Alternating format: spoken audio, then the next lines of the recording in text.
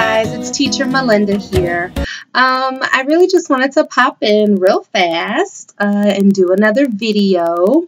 Hopefully this one should be pretty short, but I just got done teaching. I had 3 classes tonight, and I kept my last 2 slots open for 24-hour classes. And so since I didn't get booked, I figured let's go ahead and do a video before I take off my uniform and get comfy and eat and do all those wonderful things.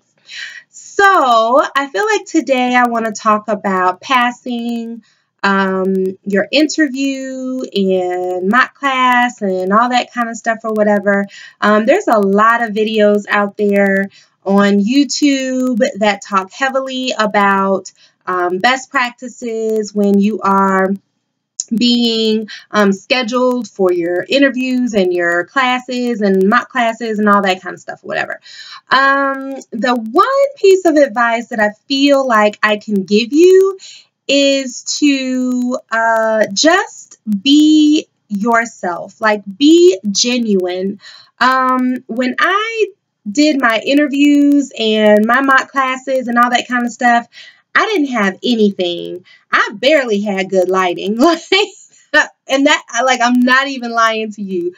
I barely had lighting. So I did not have a background. I did not have an orange shirt. I did not have a bunch of props or anything. I didn't have any of that stuff. And at the end of the day, what it all came down to, I believe, is that it came down to me showing my personality and conveying that although this was a completely new medium for me, that I could learn and that I could pick up what it was that they wanted me to do, and be able to relay the lessons in the manner that they would want us to, even if it wasn't perfect. Literally, I had these right here. Y'all see this? This is a mess, but this is what I had. Like, I'm not even kidding you. I had these, which is, and I didn't even go buy the cue cards. Like these, as a teacher, we have stuff everywhere, right? So I had a drawer I found that had like several packs of cue cards in them. So I was like, okay, well, we're getting ready to open up one of these cue cards and we're going to stick them on the back of these popsicle stick things. And this is what I used during my lesson. So I did not have anything spectacular. So, and then I think for my reward system, I either used a piece of paper and I drew the smiley face, and then every time it was time to give a reward, I drew in another tooth. If I didn't have just the paper, because I can't remember, this was back in the fall, then I did it on a Dollar Tree. I don't know if I have it in here. Oh, on a Dollar Tree picture frame. Now, right now, this says my name, but like my kids now don't even see this. And I think I might have turned it sideways and then drew the face on here. And then that way you can use this as a dry erase board. Hey, fun tip. You can use these as dry erase boards if you don't have an actual dry erase board, and they're a lot cheaper. So I just really wanted to share that with you guys because I know there's a lot of information. There's a lot of videos out there of all of our other fabulous teachers giving you a heads up on what it is that you need. But I really just don't want you to stress out about it. Like, I really just want you to do well. I want you to study the information that they give you. I want you to go over it until you are as comfortable as can be for it. And then I just want you to do it. Take the interview, sign up for that practice lesson, sign up for that practicum or whatever, and just do it. So because if you've been working around kids, there's really not much. And let me say this. If you've been working around kids and you're good with working around kids, I'm sorry, some of us are not. then that's going to come through, and that will carry through to you trying to convey these messages to your student or pretend student when you have your mock classes or practicums or whatever they're calling it or whatever. So, you know, I didn't think I did an amazing job at all. And I had teaching experience in the elementary setting. So my computer actually died like at the end of my practicum. Like y'all, when I say that, like I thought it was gone to the computer heavens for good. It had the blue screen and everything. I was panicking. I like called my husband in here and he came in and we were like plugging and unplugging. And so when everything popped back up, it threw me right back into the classroom. And like, I apologized. I was like, I'm so sorry.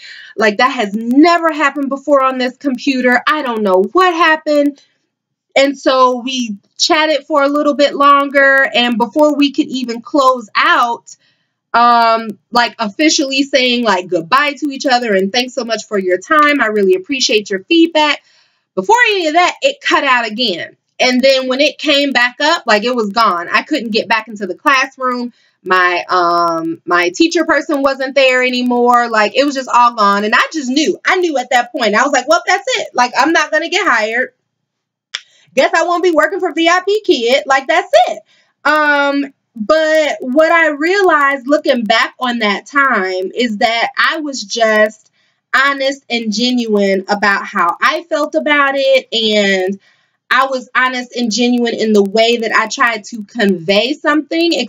I just did it like I would have in the classroom. If I had a student that was working on the letter T or the letter P or whatever, as much as I would have been engaged with that student, you know, to make sure that they were understanding what I was saying, I feel like that's what happened during that whole process. And so I feel like that's what my practice person received on the other end, is that they understood that, you know, I was being very encouraging, and that, you know, even when they pretended like they didn't understand, that I was, you know, still like, it's okay, you know, just doing what you would do with working with kids anyway. So I just wanted to put that out there. This is totally not to knock anybody else's videos, because there are still some there are awesome videos out there. And I mean, I've been teaching since middle February of this year. And like, I still go through and I watch some people's videos, but at the bare minimum, like if you guys don't like, cause I was totally like, I'm not buying nothing. I ain't buying it. If I'm not buying anything until I get hired. Like that was my mindset. Not because I wanted to be difficult, but because I didn't have the extra money to go do all of that stuff.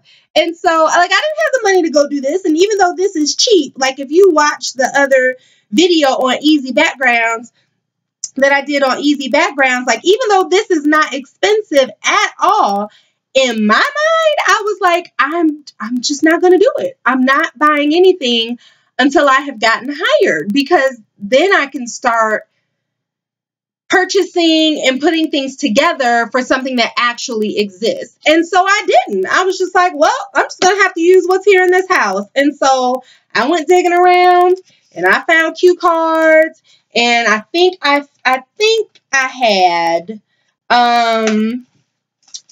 had some, what do you call them?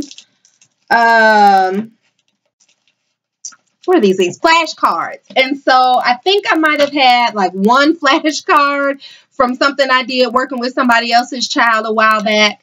And so like I had a little thing of flashcards, and that was from the Dollar Tree, but there wasn't anything that I specifically bought just to do this particular interview or a mock class or whatever it was. So I just want to relieve you of the pressure, people, and just say that if you are on a budget and if you just feel like, hey, like I don't want to go spend the money on an orange shirt or any cutesy backgroundy type stuff or whatever until I know I get hired, that you can still get hired without having it. And it's okay. I think it's more about how you convey the information across. And that's pretty much what I just wanted to share with you guys. I just don't want you to stress out about what's behind you and what all do you have. I had a wall, and the wall that's behind this, that's the wall I had, and it ain't that exciting.